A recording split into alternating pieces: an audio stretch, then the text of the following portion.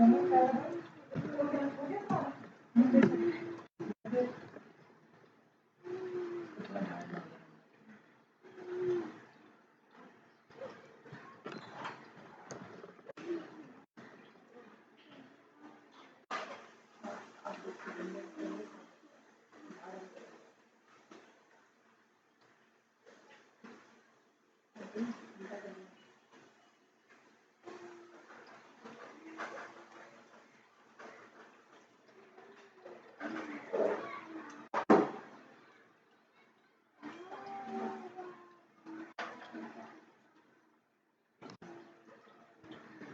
this video. Please share this video.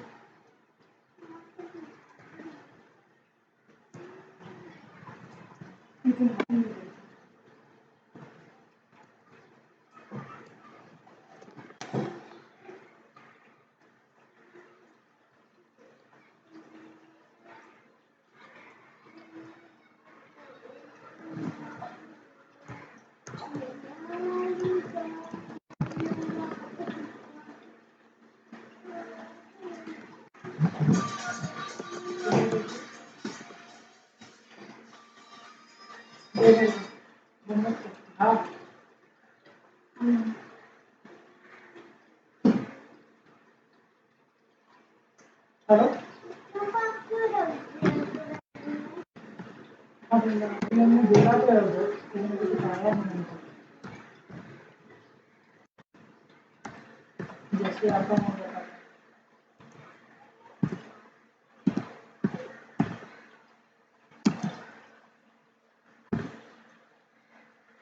हाँ मैं भी बात करूँ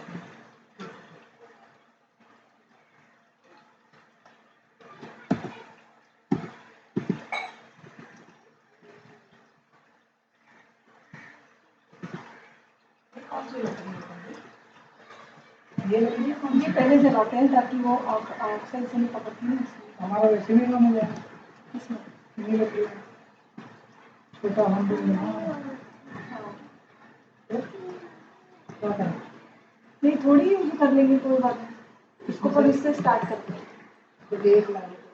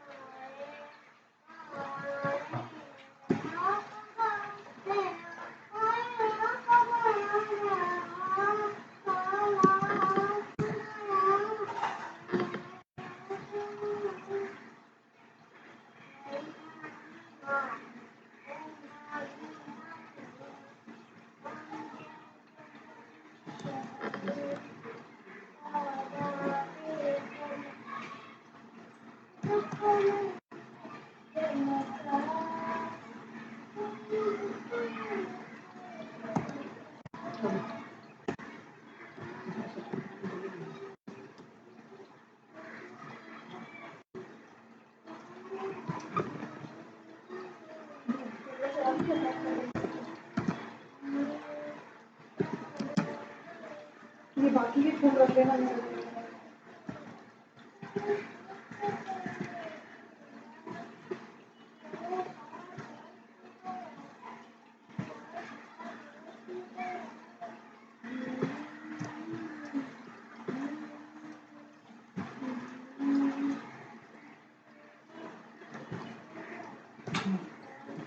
बोलो श्री सत्यनारायण भगवान की।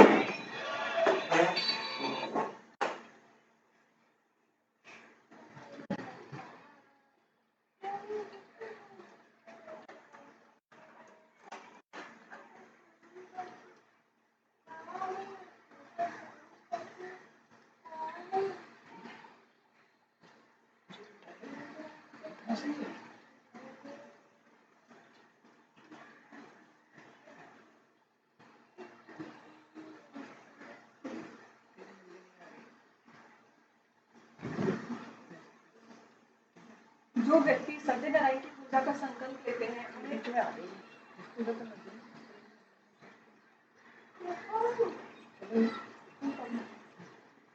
जो व्यक्ति सत्यनारायण की पूजा का संकल्प लेते हैं उन्हें दिन भर व्रत रखना चाहिए। पूजन स्थल को गाय के गोबर से पवित्र करके वहाँ एक अल्पना बनाएं और उस पूजा की चक्की रखें। इस चक्की के 4 पाए और के पास केले का वृक्ष लगाएं। इस चक्की पर ठाकुर जी और श्री सत्यनारायण की प्रतिमा स्थापित करें। पूजा करते समय सबसे पहले गणपति जी का पूजन करें, फिर इंद्र आदि दक्ष पाल की और क्रमशः पंच लोकपाल सीता सहित राम लक्ष्मण की, राधा कृष्णा की, इनकी पूजा के पश्चात ठाकुर जी और सत्यनारायण की पूजा करें। इसके बाद लक्ष्मी माता की और अंत में महादेव और ब्रह्मा जी का पूजन करें। पूजा के बाद सभी देवी देवों की आरती करें और चरणों में लेकर प्रसाद वितरण करें। पुरोहित जी को दक्षिणा एवं वस्त्र दें और भोजन कराएं। पुरोहित जी के भोजन के पश्चात उनका आशीर्वाद देकर स्वयं भोजन करें। श्री सत्यनारायण व्रत कथा। अक्षर हाथ में लेके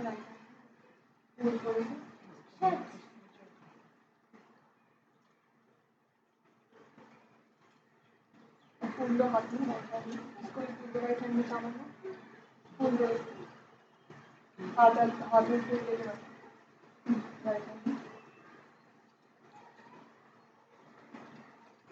मोती बंद करके। भगवान सत्यनारायण भगवान की जय। भगवान श्री सत्यनारायण की व्रत कथा आस्थावान हिंदू धर्मावलंबियों के लिए चिर परिचित कथा है। संपूर्ण भारत में इस कथा का प्रेमी अनगिनत संख्या में है जो इस कथा और व्रत का नियमित पालन करते हैं, पारायण करते हैं। स्कंद पुराण में रेवा खंड में इस कथा का उल्लेख किया गया है। सभी प्रकार के मनोरथ पूर्ण करने वाला ये कथा अनेक दृष्टि से अपनी उपयोगिता सिद्ध करती है। यह कथा समाज के सभी वर्गों और सत्यव्रत की शिक्षा देती है। सत्य को ईश्वर मानकर निष्ठा के साथ समाज के किसी भी वर्ग का व्यक्ति यदि इस व्रत व कथा का श्रवण करता है तो उसे इस निश्चित ही मन वांछित फल की प्राप्ति होती है। इस कथा की लोकप्रियता और उपयोगिता को ध्यान में रखते हुए हमें यह संस्कृति व हिंदी में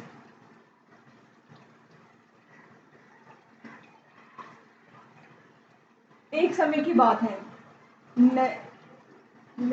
नैमिषारण्य तीर्थ में शांकादि 88,000 ऋषियों ने श्री सूत जी से पूछा, हे प्रभु, इस कलयुग में वेद विद्या रहित मनुष्य को प्रभु भक्ति किस प्रकार मिल सकती है तथा उनका उद्धार कैसे होगा? हे मुनि श्रेष्ठ, ऐसा तब बताइए जिससे थोड़े समय में ही पुण्य मिले और मन वांछित फल भी मिल जाए। इस प्रकार की कथा सुनने की हम इच्छा रखते हैं। सर्वशास्त्रों के ज्ञाता सूत जी बोले, हे वैष्णवों में पूज्य, आप सभी ने प्राणियों के हित की बात पूछी है।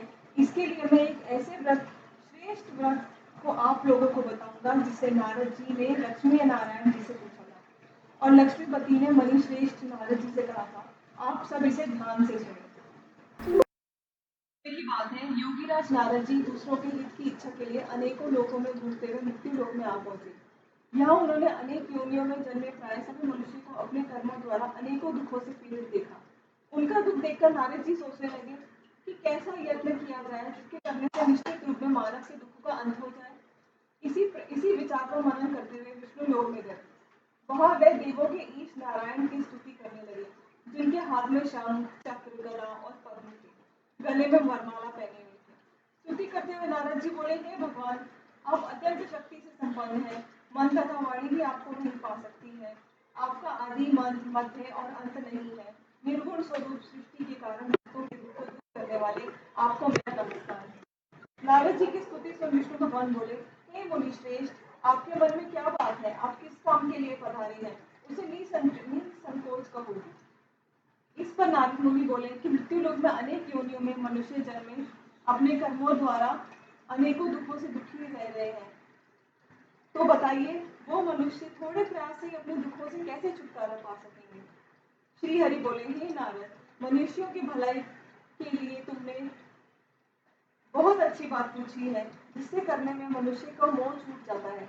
वह बात मैं कहता हूँ, उसे सुनो। स्वर्ग लोक और मृत्यु लोक दोनों में दुर्लभ उत्तम व्रत है जो पुण्य देने वाला है। आज प्रेमवश होकर मैं तुमसे कहता हूँ, श्री सत्यनारायण भगवान का ये व्रत अच्छी तरह विधान पूर्वक करके मनुष्य तुरंत ही यहाँ सुख भोग कर मरने पर मोक्ष पाता है।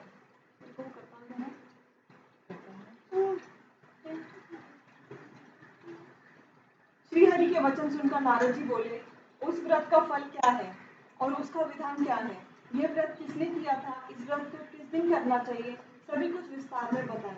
नारद जी की बात सुनकर श्री हरि बोले, दुख व शोक को दूर करने वाला, ये सभी स्थानों पर विजय दिलाने वाला, मानव को भक्ति व श्रद्धा के साथ शाम को श्री सत्यनारायण की पूजा धर्म परायण होकर ब्राह्मणों व भक्तियों के साथ करनी चाहिए। भक्ति भाव से ही नैवेद्य, केले का फल, घी, दूध और गेहूं का आटा समाया ले। गेहूं के स्थान पर साठी का आटा, शक्कर तथा गुड़ लेकर सभी भक्षण योग्य पदार्थों को मिलाकर भगवान को भोग लगाएं। ब्राह्मणों सहित बंधु बांधवों को भोजन कराएं, उसके बाद स्वयं भोजन करें, भजन कीर्तन के साथ भगवान की भक्ति में लीन हो जाए। इस तरह सत्यनारायण भगवान को व्रत करने से मनुष्य की सारी इच्छाएं निश्चित रूप से पूरी होती है। इसी काल अर्थात कलयुग में मृत्यु लोक के मोक्ष का यही सरल उपाय बताया गया है। इति श्री सत्यनारायण व्रत कथा का प्रथम अध्याय संपूर्ण।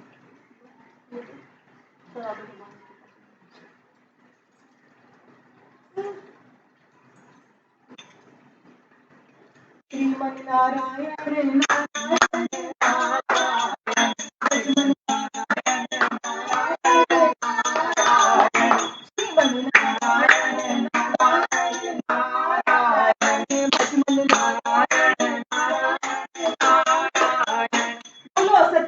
भगवान की जय।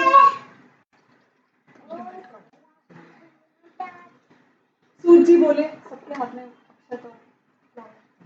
सूत जी बोले, हे ऋषियों, जिसने पहले समय में इस व्रत को किया था उसका इतिहास कहता हूँ, ध्यान से सुनो। सुंदर काशीपुरी नगरी में एक अत्यंत निर्धन ब्राह्मण रहता था। भूख प्यास से परेशान वह धरती पर घूमता रहता था। ब्राह्मणों से प्रेम करने वाले भगवान ने एक दिन ब्राह्मण का वेश धारण करके उसके पास जाकर पूछा, हे विप्र, नित्य दुखी होकर तुम पृथ्वी में क्यों घूमते हो? दीन ब्राह्मण बोला, मैं निर्धन ब्राह्मण हूँ, भिक्षा के लिए धरती पर घूमता हूँ। हे भगवान, यदि आपका कोई उपाय जानते हो तो बताइए। वृद्ध ब्राह्मण कहता है, सत्यनारायण भगवान मन वांछित फल देने वाले हैं, इसलिए तुम उनका पूजन करो। इसके करने से मनुष्य सभी दुखों से मुक्त हो जाता है। वृद्ध ब्राह्मण बनकर आए सत्यनारायण भगवान ने उस निर्धन ब्राह्मण को व्रत का सारा विधान बताया और अंतर्ध्यान हो गए। ब्राह्मण मन में ही मन सोचने लगा, जिस व्रत को वृद्ध ब्राह्मण करने को कह गया मैं उसे जरूर करूंगा। ये निश्चय करने के बाद उसे रात में नींद नहीं आई। वह सवेरे उठकर सत्यनारायण भगवान के व्रत का निश्चय कर भिक्षा के लिए चला गया। उस दिन निर्धन ब्राह्मण को भिक्षा में बहुत धन मिला, जिससे उसने बंधु बांधवों के साथ मिलकर श्री सत्यनारायण भगवान का व्रत संपन्न किया। भगवान सत्यनारायण व्रत का संपन्न करने के बाद वह निर्धन ब्राह्मण सभी दुखों से छूट गया और अनेक प्रकार की संपत्तियों से युक्त हो गया। उसी समय ये ब्राह्मण हर माह इस व्रत को करने लगा। इस तरह सत्यनारायण भगवान के व्रत से जो मनुष्य करेगा वह सभी पापों को छूटकर मोक्ष को प्राप्त होगा। जो मनुष्य इस व्रत को करेगा वह सभी भी दुखों से मुक्त हो जाएगा। सूत जी बोले कि इस तरह से नारद जी ने नारायण जी का कहा हुआ श्री सत्यनारायण व्रत को मैंने तुमसे कहा, हे विप्रो, मैं अब और कहूँ और क्या कहूँ? ऋषि बोले, ये मुनिवर, संसार के इस विप्र से सुनकर किस किसने इस व्रत को किया, हम सब इस बात को सुनना चाहते हैं। इसके लिए हमारे मन में श्रद्धा का भाव है। सूत जी बोले, हे मुनियों, जिसने इस व्रत को किया वह सब सुनो। एक समय वे विप्र धन व ऐश्वर्य के अनुसार अपने बंधु बांधवों के साथ इस व्रत को करने को तैयार हुआ। उसी समय एक लकड़ी बेचने वाला घोड़ा आगे आया। लकड़ियां बाहर रखकर अंदर ब्राह्मण के घर में गया। प्यास से दुखी होकर वह लकड़हारा ने इस व्रत करते हुए देखकर विप्र को नमस्कार करके पूछने लगा, कि आप क्या कर रहे हैं और इसका फल क्या मिलेगा? कृपया मुझे भी बताइए। ब्राह्मण ने कहा कि सभी मनोकामनाओं को पूर्ण करने वाला ये सत्यनारायण भगवान का व्रत है। इन्हीं की कृपा से मेरे घर में धन धान्य आदि की वृद्धि हुई है। विप्र ने सत्यनारायण व्रत के बारे में जानकर लकड़हारा बहुत प्रसन्न हुआ। चरणामृत लेकर वह प्रसाद खाने के बाद वे अपने घर गया। लकड़हारा ने अपने मन में संकल्प लिया और आज लकड़ी बेचने से जो धन मिलेगा उससे वह श्री सत्यनारायण भगवान का उत्तम व्रत करेगा। मन में इस विचार को बूढ़ा आदमी सिर पर लकड़ी रखकर नगर में भी चले गया, जहाँ धनी लोग ज्यादा रहते थे। उसी नगर में उसे अपनी लकड़ियों का दाम पहले से 4 गुना अधिक मिलता है। बूढ़ा प्रसन्नता के साथ दाम लेकर केले, शक्कर, घी, दूध, दही और गेहूं का आटा लेकर सत्यनारायण भगवान के व्रत अन्य सामग्री लेकर घर गया। वहां उसने अपने बंधु बांधवों को बुलाकर विधि विधान से सत्यनारायण भगवान का पूजन और व्रत किया। इस व्रत के प्रभाव से वो बूढ़ा लकड़हारा धन पुत्र आदि से युक्त होकर संसार के समस्त सुखों को भोगकर अंत में वैकुंठ धाम को चला। इति श्री सत्यनारायण व्रत कथा का 2य अध्याय संपूर्ण। नहीं वो नहीं, सुनिए।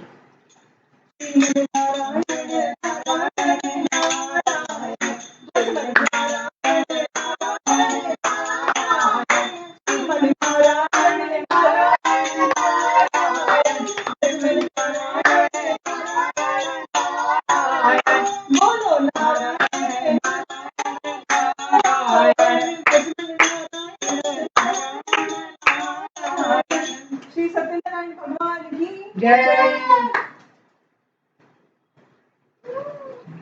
सूत जी बोले, हे श्रेष्ठ मुनियों, अब आगे की कथा कहता हूँ। पहले समय उनका नाम का एक बुद्धिमान राजा था। वह सत्य वक्ता और जितेंद्रिय था। प्रतिदिन देव स्थानों पर जाता और निर्धनों को धन देकर उनके कष्ट को दूर करता था। उसकी पत्नी कमल के समान मुख वाली तथा सती साध्वी थी। भद्रशिला नदी के तट पर उन दोनों ने सत्यनारायण भगवान का व्रत किया। उसी समय एक साधु नाम का एक वैश्य आया। उसके पास व्यापार करने के लिए बहुत सा धन भी था। राजा को व्रत करते हुए देख के विनय से पूछने लगा, हे राजन, भक्ति भाव से पूर्ण होकर आप ये क्या कर रहे हैं? मैंने सुनने की इच्छा रखता हूँ, तो आप मुझे बताइए। राजा बोला, हे साधु, अपने बंधु बांधवों के साथ पुत्र आदि की प्राप्ति के लिए महाशक्तिमान श्री सत्यनारायण भगवान का पूजन व व्रत कर रहा हूँ। राजा के वचन सुनकर साधु आदर से बोला, हे राजन, मुझे इस व्रत का सारा विधान कहिए। आपके कथा अनुसार मैं भी इस व्रत को करूंगा। मेरी भी संतान नहीं है और इस व्रत के करने से निश्चित रूप में मुझे संतान की प्राप्ति होगी। राजा से इस सारा व्रत का विधान सुनकर व्यापारी से निवृत्त होकर वे अपने घर को गया। साधु वैश्य ने अपनी पत्नी को संतान देने वाले इस व्रत का वर्णन क्या सुनाया और कहा कि जब मेरी संतान होगी तब मैं इस व्रत को करूंगा। साधु ने इस तरह वचन अपनी पत्नी लीलावती से कहे। एक दिन लीलावती पति के साथ अनिंदित हो संसारिक धर्म में प्रवृत्त होकर श्री सत्यनारायण भगवान की कृपा से गर्भवती हो गई। 10वें महीने से उसके गर्भ से एक सुंदर कन्या का जन्म लिया। दिनों दिन वह ऐसे बढ़ने लगी कि जैसे शुक्ल पक्ष का चंद्रमा बढ़ता है। माता पिता से अपनी कन्या का नाम कलावती रखा। एक दिन लीलावती ने मीठे शब्दों में अपने पति को याद दिलाया, आपने सत्यनारायण भगवान के इस व्रत को करने का संकल्प किया था, अब वे समय आ गया है, आप इस व्रत को करिए। साधु बोला, हे प्रिय, इस व्रत को मैं उसके विवाह पर करूंगा। इस प्रकार पत्नी को आश्वासन देकर वह नगर को चला गया। कलावती पिता के घर में मृत्यु को प्राप्त हो गई। साधु ने एक बार नगर में अपनी कन्या को सखिया के साथ देखा तो तुरंत दूत को बुलाया और कहा कि मेरी कन्या की योग्य वर देखकर आओ। साधु की बात सुनकर दूत कंचन नगर में पहुंचा और वहां देखभाल कर लड़की के सुयोग्य वाणी पुत्र को ले आया। सुयोग्य लड़की को देख साधु बंधु बांधवों को बुलाकर अपनी पुत्री का विवाह कर दिया। लेकिन दुर्भाग्य की बात यह है कि साधु ने अभी भी श्री सत्यनारायण भगवान का व्रत नहीं किया।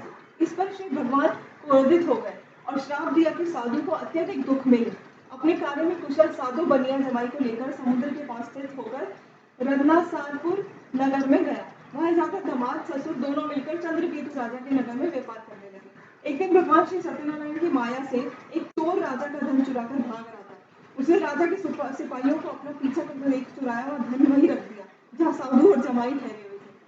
अब राजा के सिपाही ने साधु वैश्य के पास जाकर राजा का धन पड़ा देखा तो ससुर जमाई दोनों को बांध कर प्रसन्नता से राजा के पास ले गया और कहा कि दोनों चोरों को हम पकड़ लाए हैं, आप आगे की कार्यवाही आपकी आज्ञा दें।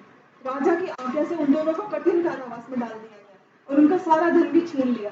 श्री सत्यनारायण भगवान ने श्राप से साधु की पत्नी को बहुत दुखी हुई घर में जाकर देखा तो उस चोर का घर में जाकर धन रखा था उसे चोर चुरा ले गए। शारीरिक तथा मानसिक पीड़ा व भूख प्यासा थी दुखी अन्न की चिंता में कलावती के ब्राह्मण के घर गई। वहां उसने देखा कि श्री सत्यनारायण भगवान का व्रत होते देखा, फिर कथा भी सुनी और प्रसाद ग्रहण कर वो घर वापस आई। माता की कलावती से पूछने पर, हे पुत्री, अब तुम कहाँ थी? तेरे मन में क्या है? कलावती ने कहा, हे माता, मैंने एक ब्राह्मण के घर श्री सत्यनारायण भगवान का व्रत देखा है। कन्या का वचन सुन लीलावती भगवान के पूजन की तैयारी करने लगी। लीलावती ने परिवार व बांधवों सहित सत्यनारायण भगवान का पूजन किया और उनसे वर मांगा कि मेरे पति तथा जमाई शीघ्र घर आ जाए। साथ ही वे भी प्रार्थना की कि हम सबका अपराध क्षमा करें। श्री सत्यनारायण भगवान ने इस व्रत से संतुष्ट हो गए और राजा चंद्रकेतु को सपने में दर्शन दिया और बोला कि हे राजन, तुम उन दोनों वैश्यों को छोड़ दो और तुमने उनका जो धन लिया है उसे भी वापस कर दो। अगर ऐसा नहीं किया तो मैं तुम्हारा धन, राज्य व संतान सभी नष्ट कर दूंगा। राजा को ये कहकर अंतर्ध्यान हो गए। प्रातःकाल सभा में राजा ने सपना सुनाया, फिर बोले, वणिक पुत्रों को कैद से मुक्त कर सभा में ले आओ। दोनों ने आते ही राजा को प्रणाम किया। राजा मीठी वाणी में बोले, हे महानुभावों, भाग्यवश ऐसा कठिन दुख तुम्हें प्राप्त हुआ है, लेकिन अब तुम्हें कोई भय नहीं है। ऐसा कि राजा ने उन दोनों को नए वस्त्राभूषण भी पहनाए, जितना धन उनका लिया था दुगुना वापस कर दिया और दोनों वैश्य अपने घर को चल दिए। इति श्री सत्यनारायण भगवान व्रत कथा का 3 अध्याय संपूर्ण। श्रीमन्नारायण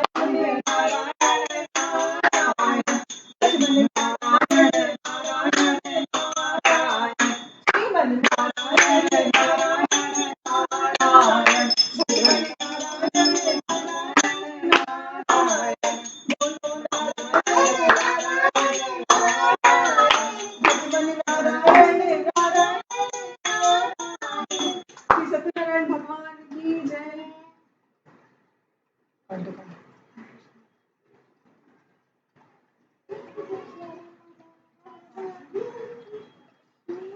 काटना है इसका।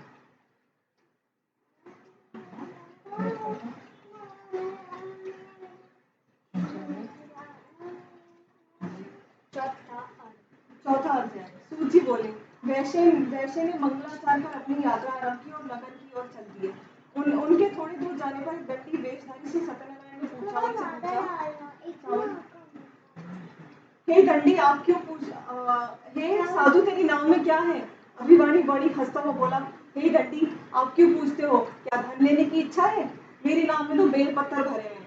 वैश्य के कठोर वचन सुनकर भगवान बोले, तुम्हारा वचन सत्य हो। दंडी के ऐसे वचन कहकर वे दूर चले गए। कुछ दूर जाकर समुद्र के किनारे बैठ गए। दंडी के जाने के बाद साधु वैश्य ने नित्य क्रिया के पश्चात नाव को ऊंची उठते हुए देखा। अचंभा माना और नाव में बेलपत्र आदि लेके वह मूर्छित होकर जमीन पे गिर पड़ा। मूर्छा खुलने पर अत्यंत शोक में डूब गया। उससे दामाद बोला, आप शोक न मनाएं, ये दंडी का शाप है, इसलिए हमें उनकी शरण में जाना चाहिए, तभी हमारी मनोकामना पूर्ण होगी। दामाद की बात सुनकर वह दंडी के पास पहुंचा और अत्यंत भक्तिभाव से नमस्कार करके बोला, मैंने आपसे जो भी असत्य वचन कहे उनके लिए मुझे क्षमा करें। ऐसा कहकर महान शोकातुर होकर रोने लगा। तब दंडी भगवान बोले, हे वणिक पुत्र, मेरी आज्ञा से बार बार तुम्हें दुख प्राप्त हुआ है, तुम मेरी पूजा से विमुख हुआ है। साधु बोला, हे भगवान, आपकी माया से ब्रह्मा आदि देवता के रूप को नहीं जानते, तब मैं अज्ञानी कैसे जान सकता हूँ? आप प्रसन्न होइए और मैं सामर्थ्य अनुसार आपकी पूजा करूंगा। मेरी रक्षा करो भगवान, और पहले इसके समान नौका में धन भर दो। साधु वैश्य के भक्तिपूर्वक वचन सुनकर भगवान प्रसन्न हो गए और इच्छा अनुसार वर देकर अंतर्ध्यान हो गए। ससुर जमाई जब नाव पर आए तो नाव धन से भरी हुई देखकर फिर अपने अन्य साथियों के साथ सत्यनारायण भगवान को पूजा करके अपने नगर को चल दिए।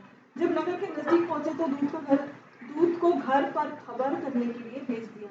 दूत साधु की पत्नी को प्रणाम करता कहता कि मालिक आपके दामाद सहित नगर में निकट आ गए हैं। दूत की बात सुनकर साधु की पत्नी लीलावती ने बड़े हर्ष के साथ सत्यनारायण भगवान का पूजन अपनी पुत्री कलावती के साथ कहा कि अपने पति के दर्शन को जाती हूँ, तो कार्य पूर्ण कर शीघ्र आ जा। माता के ऐसे वचन सुनकर कलावती जल्दी में प्रसाद छोड़कर अपने पति के पास चली गई। प्रसाद की अवज्ञा के कारण श्री सत्यनारायण भगवान रुष्ट हो गए और नाव सहित उसके पति को डुबा दिया। कलावती अपने पति को ना पाकर रोती हुई जमीन पर गिर पड़ी। नौका को डूबा हुआ देखकर, कन्या को रोता देखकर साधु रुके तो बोले, हे प्रभु, मुझसे तथा मेरे परिवार से जो भूल हो गई है उसे क्षमा करें। सूत जी बोले, हे ऋषियों, मैं और भी कथा सुनाता हूँ, उसे ध्यानपूर्वक सुनो। प्रजापालन में लीन तुंगध्वज नाम का एक राजा था। उसने भगवान का प्रसाद त्याग कर बहुत दुखी बहुत दुखी हुआ। एक बार वन में जाकर वन में पशुओं को मारकर वह बढ़ के पेड़ के नीचे आया। उसने वहां गौलों को भक्ति भाव से अपने बंधुओं सहित सत्यनारायण भगवान की पूजा करते देख अभिमानवश राजा ने उसे देखकर भी पूजा के स्थान में नहीं गया और न ही उसने भगवान को नमस्कार किया। ग्वालों ने राजा को प्रसाद दिया, लेकिन वह प्रसाद नहीं खाया और प्रसाद को वहीं छोड़कर नगर को चला गया। जब वे नगर में पहुंचा तो सब कुछ तहस नहस हुआ पाया, तो वे शीघ्र ही समझ गया कि भगवान ने ही किया है। वह दोबारा ग्वालों के पास पहुंचा, विधि पूर्वक पूजा के प्रसाद को खाया। श्री सत्यनारायण भगवान की कृपा से सब कुछ पहले जैसा हो गया। दीर्घ काल तक सुख भोगने के बाद मरणोपरांत में स्वर्ग लोक की प्राप्ति हुई। जो मनुष्य परम दुर्लभ इस व्रत को करेगा तो भगवान श्री सत्यनारायण की अनुकंपा से उसे धन धान्य की प्राप्ति होगी। निर्धन धनी हो जाता है, भयमुक्त होकर जीवन जीता है। संतानहीन मनुष्य को संतान सुख मिलता है और सारे मनोरथ पूर्ण होकर मानव अंतकाल में वैकुंठ धाम को जाता है। सूत जी बोले, जिन्होंने पहले इस व्रत को किया है और उस दूसरे जन्म की कथा कहता हूँ। वृद्ध शतानंद ब्राह्मण ने सुदामा का जन्म लेकर मोक्ष की प्राप्ति की। लकड़हारे ने अगले जन्म में निषाद बनकर मोक्ष प्राप्त किया। उनका मुख नामक राजा दशरथ होकर वैकुंठ को गए। साधु नाम के वैश्य ने मोरध्वज बनकर अपने पुत्र को और चीर कर मोक्ष पाया। पुत्र को आरे से चीर कर मोक्ष पाया। महाराज तुंगध्वज ने स्वयंभू होकर भगवान से भक्तियुक्त हो कर्म कर मोक्ष पाया। इति श्री सत्यनारायण व्रत कथा का पंचम अध्याय संपूर्ण। श्रीमन्नारायण नारायण नारायण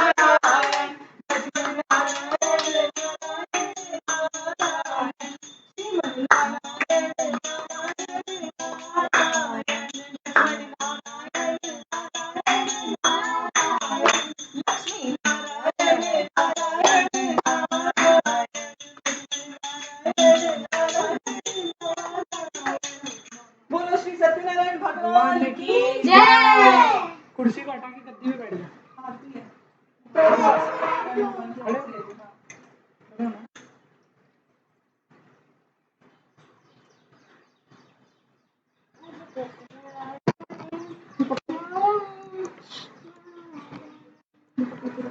मुझे नाम क्या? कपूर।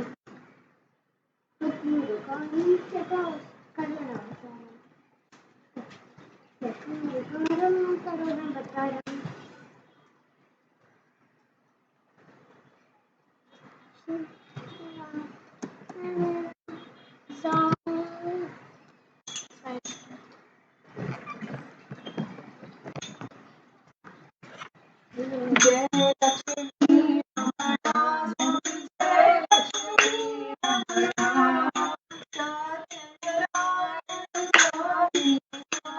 सत्यनारायण स्वामी जय लक्ष्मी रमणा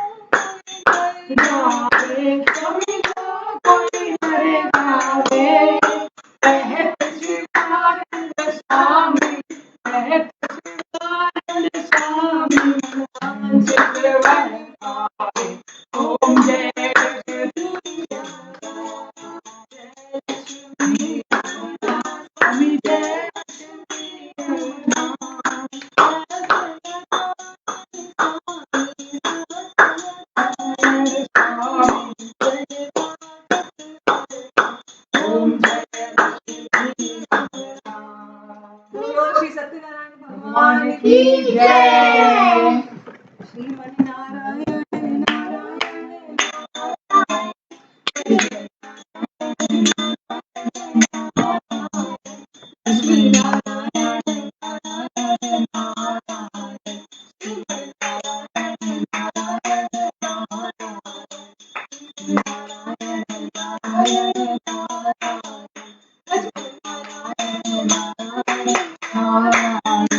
बोलो सत्यनारायण भगवान की जय।